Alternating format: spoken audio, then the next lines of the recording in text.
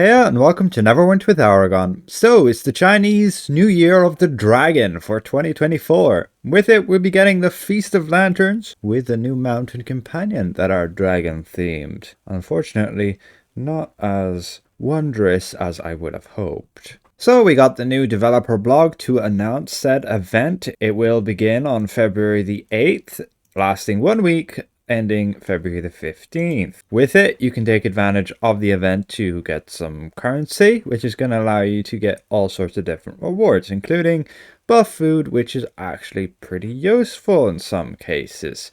We'll cover that when the event comes around, and there's a bunch of tasks you can do. But you want to be getting currencies for the dragon coins to get the companion and the lunar coins to get the mount. And what are they?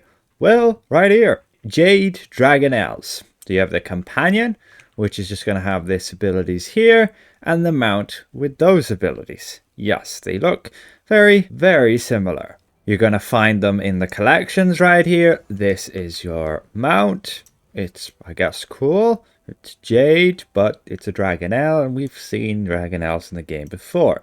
They did, like, give it a bit of a new skin, change a few things, like give it horns, give it some details here with gold, and it's a bit different, but still very similar. It does have a new power, which is the Lunar Fireball, which looks like it can deal a decent amount of damage. You're going to deal a lot of damage to one target and then a decent amount of damage to everybody around it. I guess it could have some uses.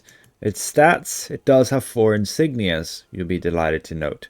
Also having opportunistic is pretty useful. Unfortunately, however, the insignias are very useless and it's only going to give you Protector's Covenant. That is it. That is it altogether. So it's only useful for a tank in their stable. No other class you kind of don't want to give up those stats. So that's pretty unfortunate. Which one does it remind me of? Yeah, this one, the Night Fire Dragonnel. Same similar setup with those wings.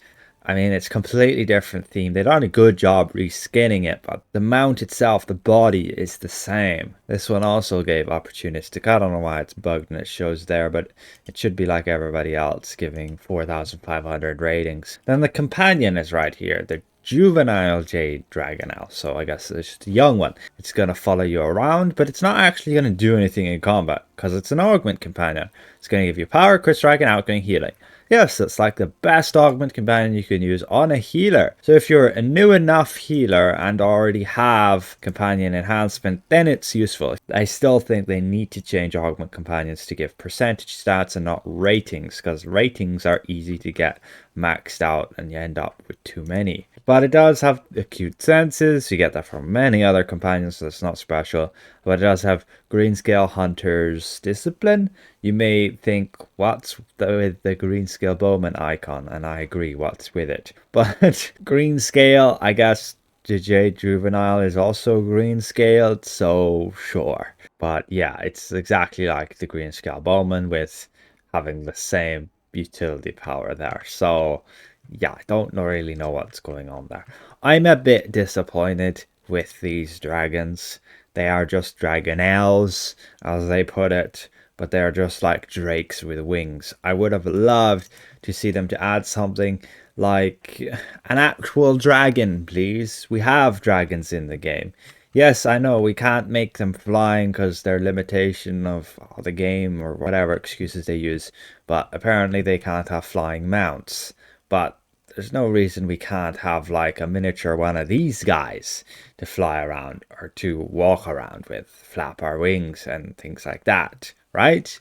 Why can't we have a mount that's based off these guys that has similar animations, similar just body structure with actual wings and decent proportions that they could reasonably fly, not these drakes who are never going to fly with those piddly wings, and yeah, they just don't look majestic, these little guys, compared to an actual dragon we can find already in game here. And to be honest, I don't really know why we can't fly. I guess there's a bunch of animations they need to do if they want to make them to be actually able to fly.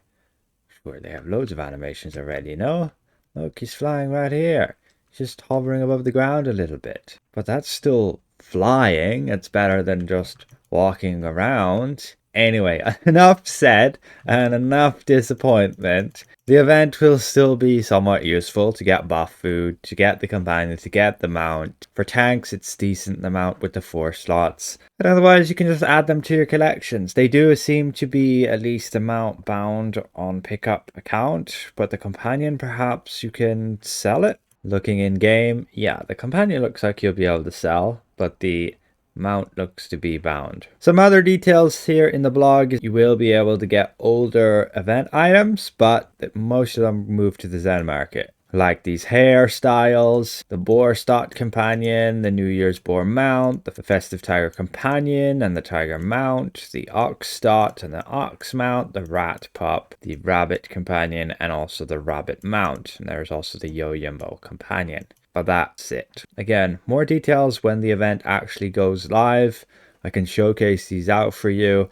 I'm not, again, fully impressed, but the event will still have its uses, particularly again for buff food. And also, yeah, the best augment companion for healers that we have out there. There is no augment companion right now that gives 3 stats to healers. All of them give only 2 good stats and then a stat that healers don't need. So this is something new. Best in slot for an augment companion on healers. But end game healers right now, you want to strive towards a team support companion like the top ones on these lists, just increasing your team's effectiveness. And so an augment companion only supporting yourself is not really the way to go unless you don't have those stats and you're newer. So yes, it has some place, and on a budget healer build, if this companion is relatively cheap, I would get it. I would use it if you don't have all those stats maxed out, because just having a companion that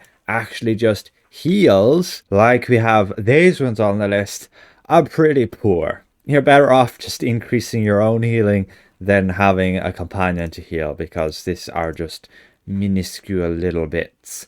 Again, you need to have decent stats for it to even heal that well. They're not worth your time investing in a companion that's just going to automatically heal. You're better off increasing your own heals, so if you miss those stats, this companion will be there and best in slot. You will be able to farm it, everybody who doesn't need it, and sell it, and you can probably get some decent profits from it. I still think it's a missed opportunity to add an actual, like, dragon mount. Would have been really cool. The companion could also just be a miniature dragon to follow you around. Like we already have vanity pets that are miniature dragons. Why not a companion that's a miniature dragon? We have the pseudo dragon, it's pretty close. But these vanity pets make it a little bit bigger.